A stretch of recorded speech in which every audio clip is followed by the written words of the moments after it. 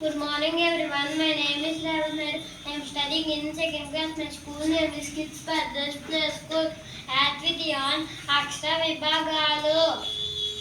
మాతృభాష తెలుగు భాషలో మొత్తం అక్షరాలు 56, అచ్చులు మొత్తం 16, హల్లులు మొత్తం 37, ఉభయాక్షరాలు 3, అవి 0, అరుసున్నా విసర్గం. అచ్చులను 2 విభాగాలుగా విభజించారు. అవి హ్రస్వాలు, దీర్ఘాలు. హ్రస్వాలు ఏకమాత్ర కాలంలో పలికే అక్షరాలను హ్రస్వాలు అని అంటారు. అవి అ, ఇ, ఉ, రు. దీర్ఘాలు 2 మాత్ర కాలంలో పలికే అక్షరాలను దీర్ఘాలు అని అంటారు.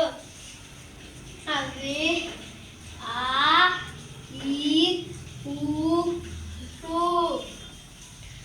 హల్లులను 6 విభాగాలుగా విభజించారు. కఠినంగా పలికే అక్షరాలను వరుసాలు అని అంటారు.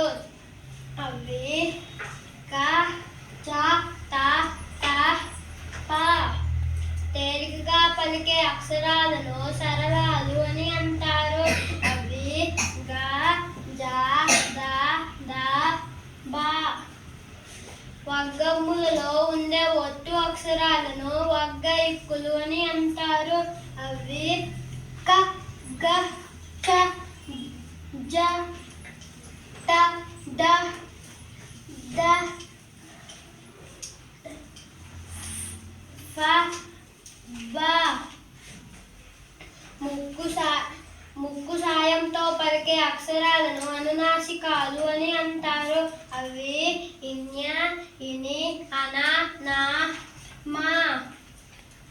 అంగుళి సాయంతో పలికే అక్షరాలను అంతస్థాలు అని అంటారు. అవి యా, ర, ల, వ, అల, బందిర. గాలిని బయటికి ఊదుతూ పలికే అక్షరాలను ఊష్మాలు అని అంటారు. అవి సే, సా, ష, హ. కా నుండి మా వరకు గల హల్లులను స్పర్శాలు అని అంటారు. పరుష సరళాలు కాకుండా మిగిలిన హల్లులను స్థిరాలు అని అంటారు. Thank you. Good. I like to clap to Raven Naik.